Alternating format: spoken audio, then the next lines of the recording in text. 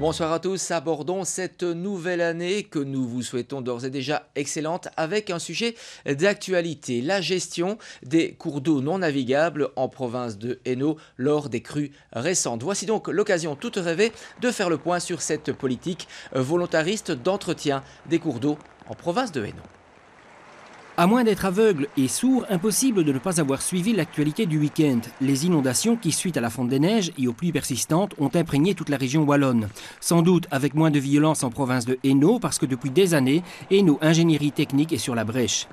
Il est vrai que la province de Hainaut gère plus de 1400 km de cours d'eau non navigables dits de catégorie 2 et qu'elle a la tutelle sur les près de 1000 km de cours d'eau de catégorie 3 qui sont du ressort des communes. Et ce n'est pas une mince affaire.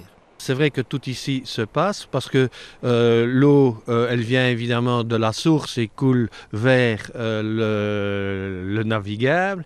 Et quand on arrive dans le navigable ou, je dirais, le non navigable de première catégorie, donc qui est géré par la région, eh bien, la quantité d'eau est telle qu'il devient impossible réellement d'avoir une gestion qui soit correcte.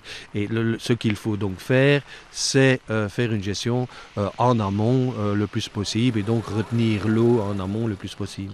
Pour réduire les risques au maximum, la province a créé un réseau d'alerte appelé Saphir.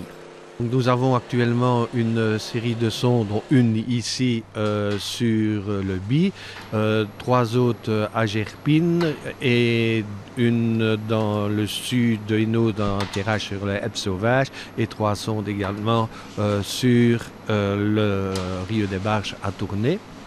Et le but n'est pas d'empêcher l'inondation, mais de prévenir les gens qu'il y a un risque d'inondation et surtout les autorités, ce qui permet de monter en puissance et de résoudre, enfin, non pas de résoudre l'inondation, mais en tout cas de limiter les dégâts au maximum. Bien entendu, cela ne suffit pas. La province de Hainaut, via Hainaut Ingénierie Technique, a déjà créé plusieurs bassins d'orage et une dizaine de projets sont à l'étude, comme ici sur le Bi, dans la région de Mons, où des aménagements ont déjà été faits, mais où un bassin d'orage est à l'étude.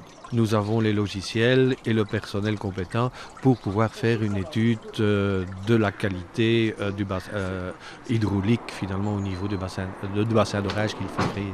Seul problème, tout cela coûte cher et dans certains cas, la province de Hainaut n'a pas les moyens d'assurer tous les coûts à elle seule.